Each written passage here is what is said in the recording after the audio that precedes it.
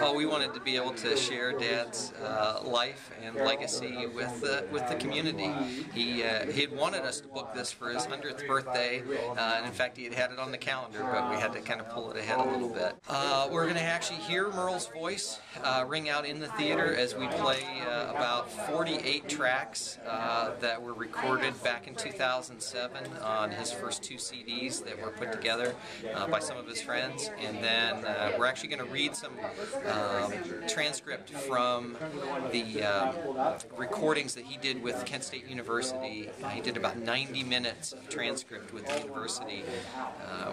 Folks from the community are going to read his voice out, and then we've got quite a number of musicians that have come tonight as well. Facebook friends, you know, the Dad said, I'll be dead before I'm on Facebook. Oh, okay. Too bad it had to work out that way. Best he could recall, it was in the spring of 1990 when he first walked into the Brady, and he got his gumption up to go in and go to an open mic.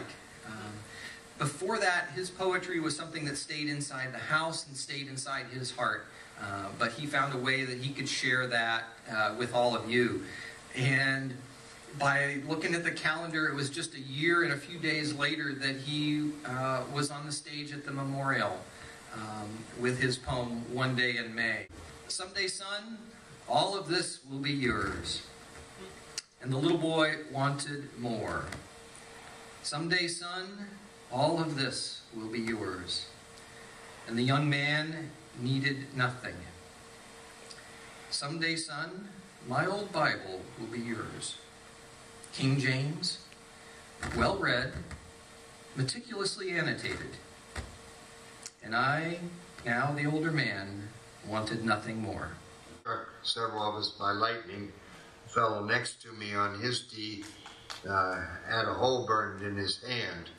It also killed a tree nearby, which for many, many years, until even a few years ago, they were calling that the Merle tree. Dead old thing, all burned up. Nobody ever bothered to cut it down. Well, I lost my memory because of that lightning strike. I couldn't remember things that I should have known, like my sister's names. I couldn't call their names. That winter, that was in July, the lightning hit. That winter, I began memorizing Robert Frost's poetry as a method of maybe hooking the memory back up. And surely it did work. The memory came back. Now I can remember things I wish I could forget. If there is a fire burning in your bones about the conditions of the treatment of your fellow man and the environment, our world, if that burns in your bones and you suppress it and refuse to write about it, you are one pitiful human being in my estimation. In my case, I would no more think of holding back a social poem from being born at the tip of my pen than I would try to stop a tsunami. So little time and I'm just passing through.